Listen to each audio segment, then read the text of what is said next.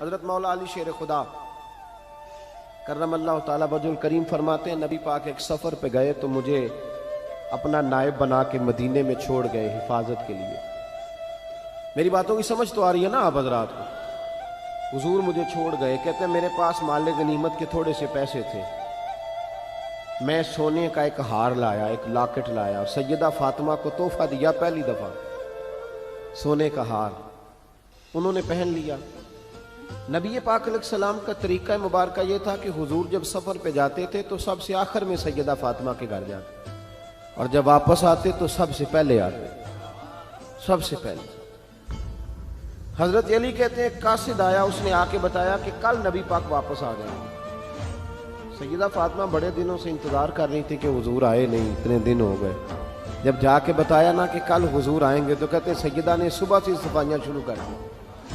کھانا پکایا اپنے محبوب کے لیے، حضور کے لیے بہترین کھانا بنایا اور بہت ساری تیاری کی. کہتے ہیں حضور آئے، حسب روایت حسب عادت، وہی مبارک عادت جو محبوب کی ہمیشہ سے تھی. نبی پاک آئے، پہلا قدم سیدہ فاطمہ کے گھر میں رکھا، السلام علیکم کہا اور سیدہ نے وعلیکم کہا تو حضور نے ان کا چہرہ دیکھا تو واپس چلے گئے. حضرت فاطمہ رونے لگ گئے. مولا علی شیر خدا کہتے ہیں میں گھر آیا تو بی بی صاحبہ زاروں قطار رو رہی. فاطمہ کیا ہوا؟ کالی پتہ نہیں، حضور سلام لیا واپس چلے گئے، ایسا کبھی ہوا ہی نہیں، پتہ تو کریں. شیر خدا کہتے ہیں میں مسجد میں گیا تو نبی پاک بھی ایک کونے میں بیٹھ کے رو رہے. میں نے کہا یا رسول اللہ آپ یہاں رو رہے ہیں، فاطمہ وہاں رو رہی ہے، بات کیا ہے؟ تو نبی کریم علیہ السلام نے فرمایا وہ میری بیٹی ہو کے سونا پہنتی ہے، اگر فاطمہ بھی سونے سے پیار کرے گی تو امت کی غریب بیٹیاں کدھر جائیں گی؟ وہ بھی سونا پہننے لگ گئی ہے، وہ بھی اگر یہ کام کرے گی تو غریبوں کی بچیاں کس کے طریقے پہ چلیں گی؟ وہ بھی سونا پہنتی ہے.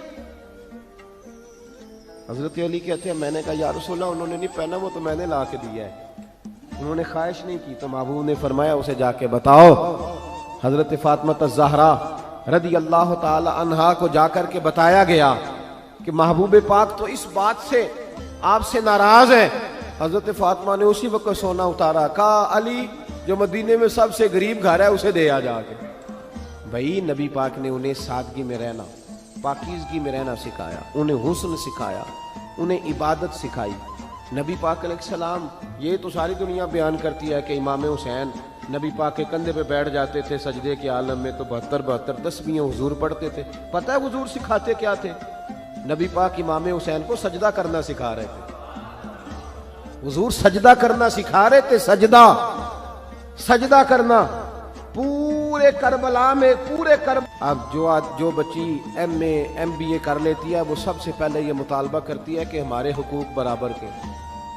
اسلام نے عورت کو برابر کے حقوق نہیں دیے، عزت والے حقوق دیے. کون سے حقوق دیے؟ بولیے. میں ایک یونیورسٹی میں تھا تو ایک بچی نے پیغام دیا، کہنے لگی جی بچیاں بھی تھی پردے میں بیٹھی ہوئی، لیکچر یونیورسٹی میں ہو رہا تھا تو اس نے کہا جی عورت کا تو گھر ہی کوئی نہیں ہوتا، عورت کا تو گھر ہی کوئی نہیں، تو ہم کدھر جائیں؟ میں نے کہا چلیں ادیبانہ انداز میں یہ بات درست ہے لیکن حکیمانہ انداز میں درست نہیں. عورت کی تو اللہ تعالیٰ نے ذمہ داری بڑی شاندار رکھی ہے. جب تک باپ جوان ہوتا ہے نا، توجہ ہے میری بات پر، جب تک باپ جوان ہوتا ہے تو بیٹی اس کے گھر رہتی ہے، اور جب بچی جوان ہوتی ہے ابا تھوڑا بوڑھے ہونے لگتا ہے نا تو اللہ تعالیٰ خامد کی ڈیوٹی لگا دیتا ہے عورت پر، اور جب خامد تھوڑا بوڑھا ہونے لگ جاتا ہے تو بچے جوان ہو جاتے ہیں. تو میں نے کہا بی بی تو سمجھی نہیں، تو کہتی ہے میرا گھر کوئی نہیں. رب کریم نے تو تیرا محافظ ہمیشہ جوان آدمی کو رکھا ہے، جوان کو، کبھی باپ کو، کبھی بھائی کو، کبھی بیٹے کو، کبھی شوہر کو. تو یہ کیسے؟ اسلام نے تو تیرے لیے جوان خون تیرا محافظ رکھا اگر تو سمجھے. حضرت فاطمہ نے ساری زندگی پردے میں گزاری، ان کا ننگا سر کبھی سورج نے بھی نہیں دیکھا. یہاں اللہ خیر کرے دینداروں کی بچیاں پردہ نہیں کرتی، حاجیوں نمازیوں کی بچیاں پردہ نہیں کرتی. کپڑے استری نہ ہو تو گھر میں جھگڑا شروع ہوتا ہے، اور بی بی پردہ نہ کرے تو پرواہ کوئی نہیں. حضرت عبداللہ بن سہل ایک تابعی بزرگ ہے، نام یاد رکھنا. عبداللہ بن سہل کہتے ہیں سیدہ زینب جب کربلا سے واپس آئیں تو وہ میری پڑوسن تھیں. 15 साल कहते हैं मैं उनका पड़ोसी रहा हूं, 15 साल, 15, इमाम शौरानी ने इसको लिखा है, 15 साल में हजरत ज़ैनब का पड़ोसी रहा।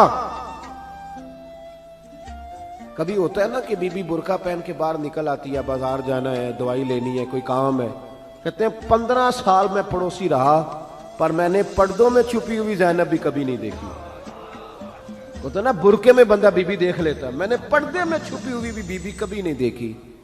तो करबला वालों का तो तरीका पर्दा है, उनका तरीका, अब आखिरी बात सुने, करबला वालों का तरीका हौसला है, हिम्मत है। हमारे यहाँ ना खुदकुशियाँ आम, झगड़ा आम, लड़ाई आम, उसकी वजह यह कि हौसला कोई नहीं। जरा सी बात कोई बंदा बर्दाश्त करने को तैयार है। अहले बैत का जो तरीका है ना वो हौसला है, वो सब्र है, वो चले मोहब्बत की बात है कर देता हूँ। एक बाबा जी से मैंने पूछा, मैंने कहा जनाब सेहत कैसी है, कहने दुखा नहीं वडेरियां कर छड़िया। मैं क्या कितनी उम्र है ਤੁਹਾਡੀ, कहना मैं उम्र तो एवं 76 को साल है। तो मैं क्या दुखा तो बगैर भी हूँ तुसा वडेरिया ही होना सी, बस कर दे, दुखों को बदनाम किया हुआ बिला वजह, अब बस करें। वडेरे होना था कि नहीं होना था, तो ना दुखा दा ला देता है। हुजूम गम में भी तौहीन ने ज़ब्त गम न हुई, हम तो इस एहतियात से रोए कि आंख नम न हुई। अल्लाह वाले तो मतलब शिकवा करना हर वक्त शिकवा, हौसला ही कोई नहीं, सुकून ही कोई नहीं, परेशानी बड़ी है जी, आजमाइश बड़ी है। कभी आपने कहीं सुना है कि वाक़या करबला के बाद हजरत ज़ैनब माज़अल्लाह नफ्सियाती मरीज हो गई थी? इमाम ज़ैनुल आबिदीन, सैयदा सकीना, हजरत सुगरा, वो हौसले में रहे, मुतवाना रहे। इमाम ज़ैनुल आबिदीन ने उसके बाद भी कई दफ़ा पैरों में बेड़ियां पहनी, कई दफ़ा। सादात का खानदान चला। ये जो दाता अली अजवेरी ने आके आपको कलमा पढ़ाया, ये भी सैयदजादे, सैयदों का काफिला रुका नहीं, ये ख्वाजा अजमेरी भी सैयदजादे, गौसे पाक जिलानी भी सैयदजादे। ये सादात का सिलसिला चलता रहा, बार बार आके उम्मत की क़ियादत की इन लोगों ने। जब देखे ना यहाँ किसी बंदे का कटा हुआ हाथ फेंका जाए ना, बल्कि उंगली फेंक दी जाए, तो लोग डर के भाग जाएंगे। किसी का, अपने किसी का नहीं, किसी का, क्योंकि इंसान का वजूद कट जाए तो दहशत पैदा होती है, आप डर के भाग जाएंगे। इमाम हुसैन का कटा हुआ सर, तवज्जो है मेरी बात पर, जरा गौर करना, बंदे का सर कट जाए, हम सुनते हैं बात पर गौर नहीं करते।